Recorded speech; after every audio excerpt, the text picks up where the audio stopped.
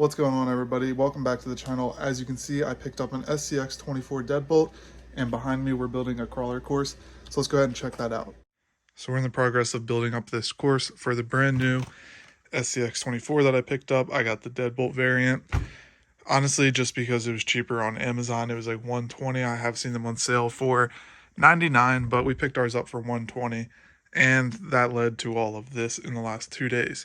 So I'm going to go over some of the tips and tricks I have to get this. And this is not final, this is just part one.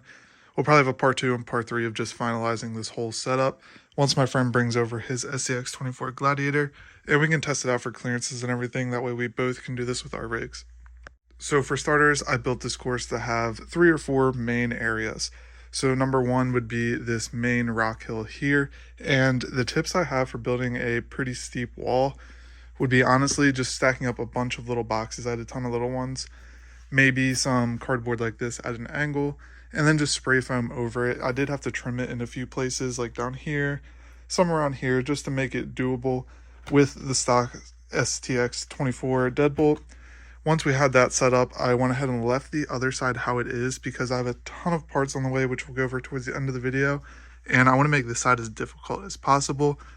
Then this will be like the easier line up the hill.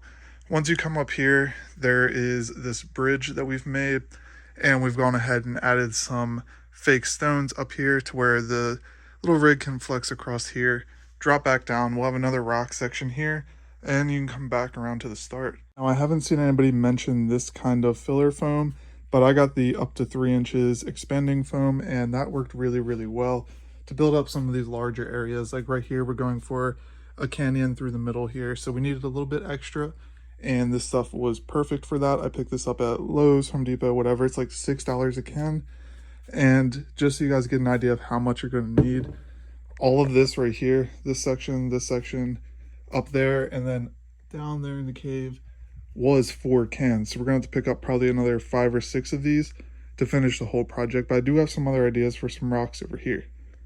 Now, I've also built this section over here next to the big rock course. Still have to finish this up so it looks a little bit better, but you come down through here, and we're going to build this into like a cave setup. I just cut the side of the box out, crawl up through here and out the top.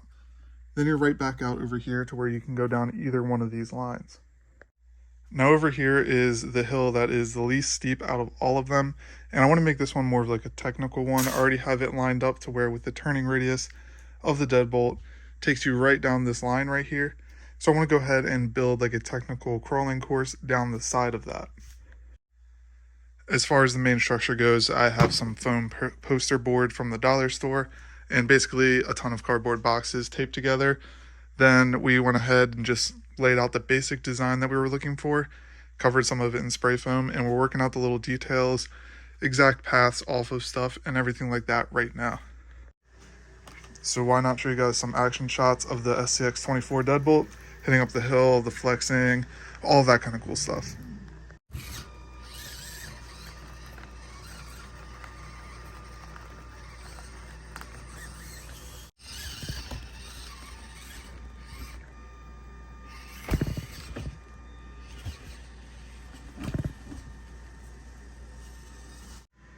So as you can see, we have these 2 sections pretty dialed in for the stock setup. Now this setup is extremely limited compared to some of the built ones that I've seen online. And obviously we'll probably have to change up some of these lines once it's built just to keep it challenging for this car.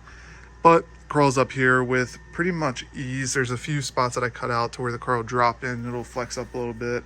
Then up here we did have to add in 1 extra stone because it kept flipping off the side. And I'd rather it flip this way towards the table versus onto the concrete floor. Only complaint I have about this thing so far is the turning radius, which isn't really that big of a complaint. I'm used to driving a big Jeep Wrangler on 40s, so my real car doesn't have a great turning radius either. But it just sucks for small turns like this where you don't have a ton of room. You don't want to add a whole nother board off the side of it just to make the turn. So you have to make like a 3-point turn over here, a couple of them up there. But it's just how it's going to have to go with these things. I'm not sure if there's a way to upgrade that yet. Honestly, haven't looked a ton into these just because I've been messing with my SCX10, but these are a lot of fun and I am super glad I picked this up. So now let's go over the parts that I ordered for this.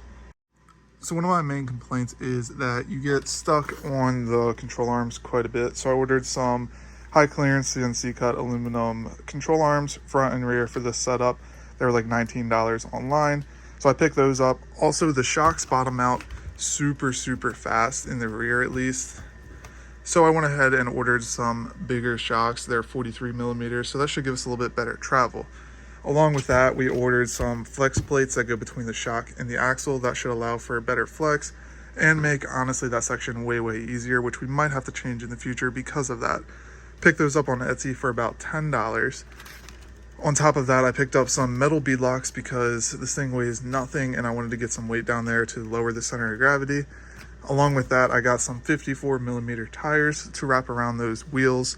And then we also got some 6 millimeter extensions with brass weights for the axle. So this thing will sit a little bit wider, probably lower it a little bit if we can, get it low and wide, just like the real Jeep, because it's kind of beneficial when you're climbing and everything like that. That is the way to set up your rig.